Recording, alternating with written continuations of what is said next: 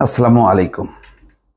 বেনজিরের সেই savanna eco রিসোর্টের নিয়ন্ত্রণ নিল জেলা প্রশাসন।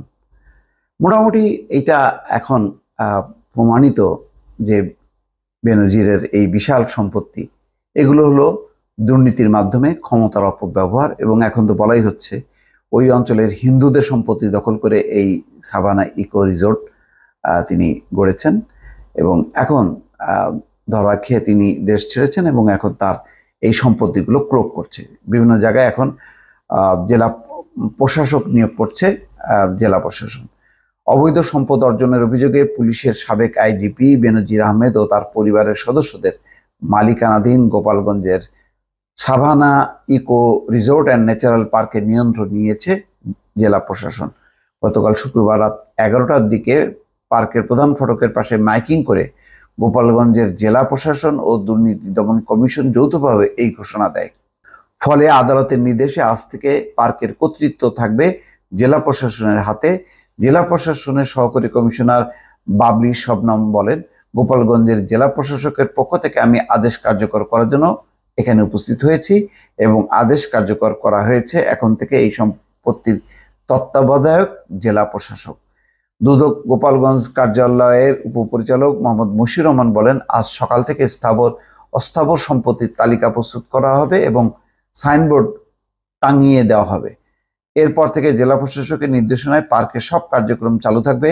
আয় ব্যয় সহ জনবল নিয়োগ ও দর্শনার্থী প্রবেশের বিষয়ে সব সিদ্ধান্ত নেবে জেলা প্রশাসক। গতকাল রাতে পার্কের দায়িত্ব গ্রহণের ঘোষণার সময় স্থানীয় লোকজন সেখানে জড়ো হন। এ সময় অনেককে উল্লাস করতে দেখা যায়। বাদল বল নামের এক স্থানীয় একজন বাসিন্দা বলেন, ডিসি স্যার পার্কের দায়িত্ব নেয় আমরা অনেক খুশি। আমরা আশা করি সরকারি রাস্তা দিয়ে আমরা আমাদের জমি ও পুকুরে যেতে পারবো। আহা বেচারারা, মানে তার মানে সে যে একটা মাফিয়া তন্ত্র ওখানে তৈরি করেছিল এটা মোটামুটি পরিষ্কার। খোঁজ নিয়ে জানা যায় 2015 থেকে 2020 সালে র্যাবের মহাপরিচালক এবং 20 থেকে 22 পর্যন্ত আইজিপি থাকার সময় গোপালগঞ্জের সদর উপজেলার বৈরাগী টোল গ্রামে 621 বিঘা জমির উপর গড়ে তোলেন Savanna eco resort and natural park. এই রিসোর্ট ও পার্কের সব জমি হিন্দু সম্প্রদায়ের লোকজনের বলে দাবি স্থানীয় বাসিন্দাদের। তাদের ভাষ্য, ভয় দেখিয়ে জোর করে ও নানা কৌশলে জমি কেনা হলেও অনেক জমি দখল করা হয়েছে। বিষয়টি নিয়ে সংবাদ প্রকাশিত হলে দুদক তদন্ত শুরু করে। পরে আদালত Savanna eco resort and natural park সহ বিভিন্ন স্থাপনা জব্দের আদেশ দেন আদালত। দেখা যাক আরো কত।